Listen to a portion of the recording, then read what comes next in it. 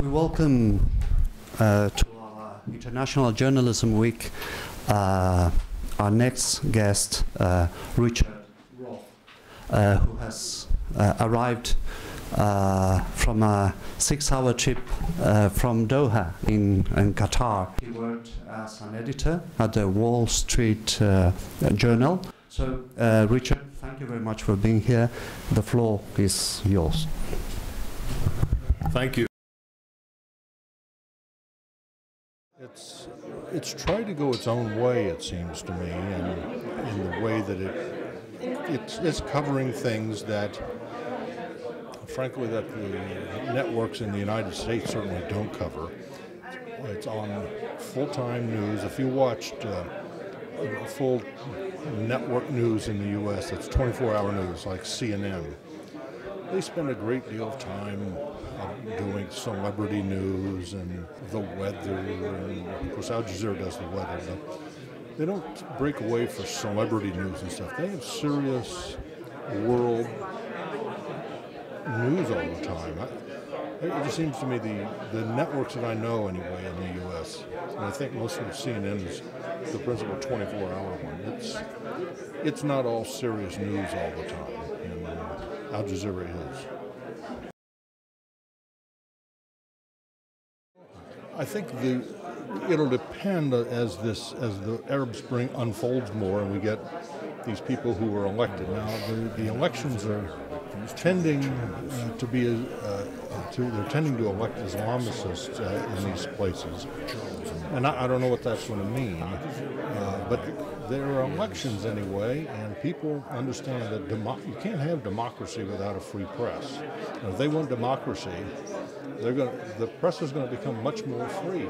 In the past, it hasn't been because the dictators didn't want anybody to know what was going on. So we get rid of the dictators, the press should become free. And if it isn't, they won't have democracy, and they want democracy.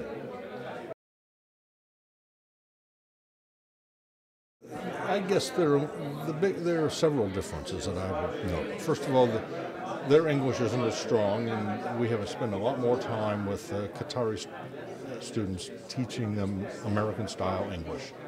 Whether we should be teaching them English is another issue, but they're learning to write in English, and so they start off a little weaker in that regard. They start off, however, stronger as storytellers. It's more of an Arab tradition to be storytellers, and so they're better at that. Most of them are far more educated about the world beyond where they live than American students are. You know, if I said to my students in the United States, well, what's the capital of Djibouti? They would never have heard of Djibouti. But if you say that to a Muslim, they know where this country. It's a Muslim country. It's important to them. So there are a lot of things that they know that Americans don't know. That what they all have in common now is pop culture.